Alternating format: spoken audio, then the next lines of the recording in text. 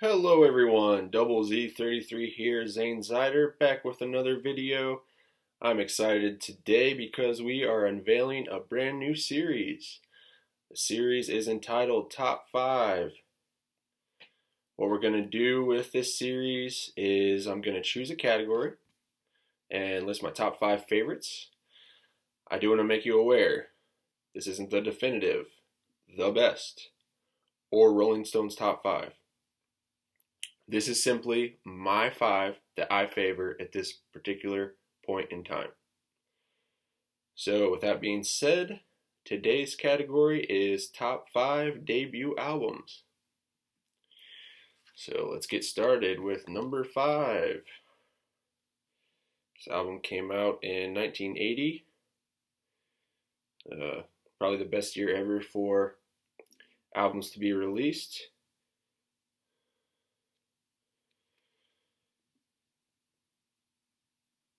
Number 5, Iron Maiden, self-titled. Going back to the year 1980, you got Rush Permanent Waves. You've got Black Sabbath, Heaven and Hell. You've got Ozzy Osbourne, Blizzard of Oz. I always forget the other ones, but there's so many great ones, including this one.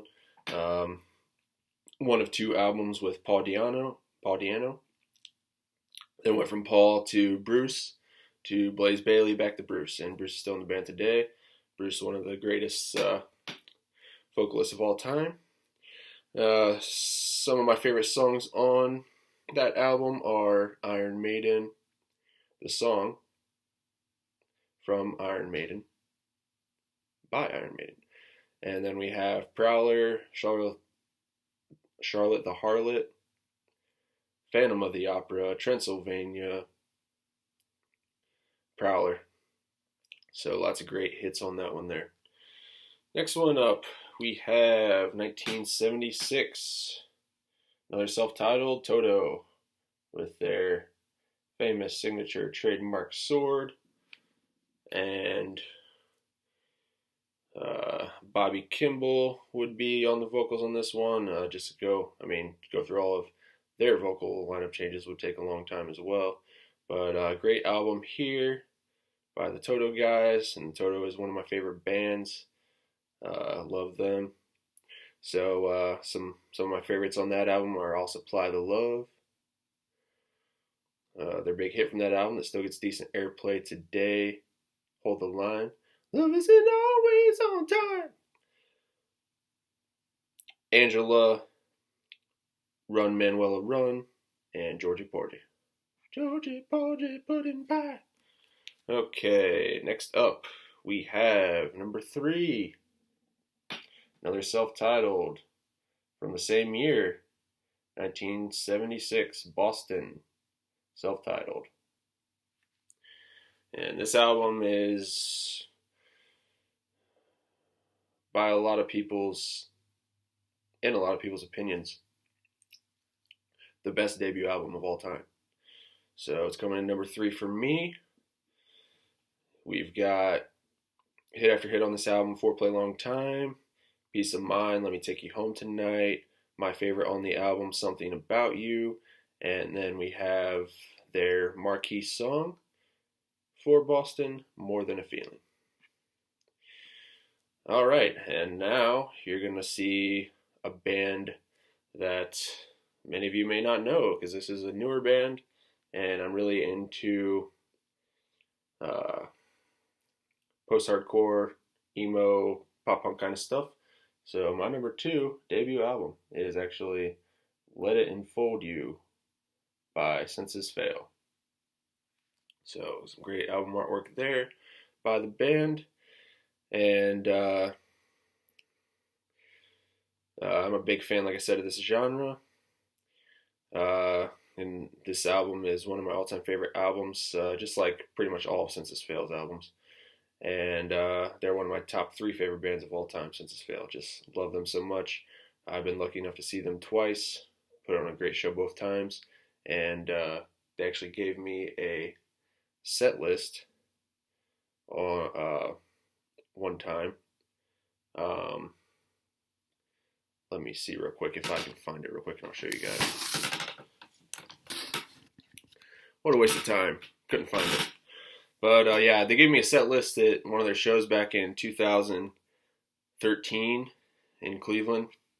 It was when their ᴄᴏᴅᴇ album came out, which is a pretty good album. Not one of my favorites by them. They went a different direction there. Heavier album. Sounded like the Deftones at times, so I think they might have had the Deftones producer even on that album.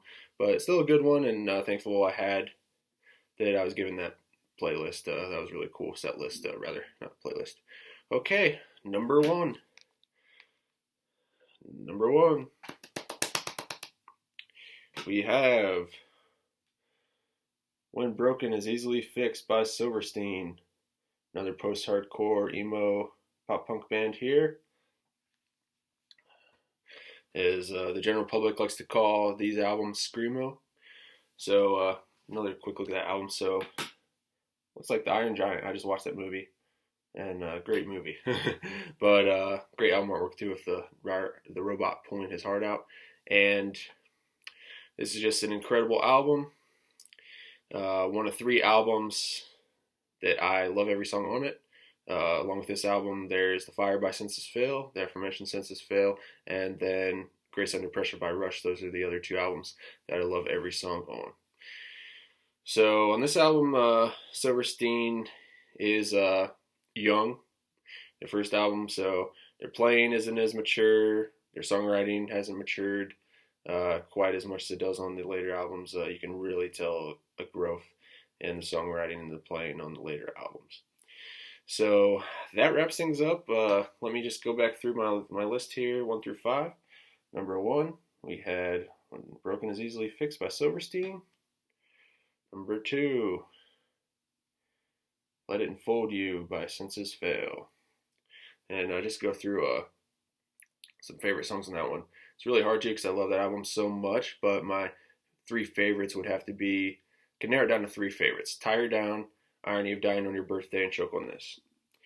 Number 3, Boston, Boston.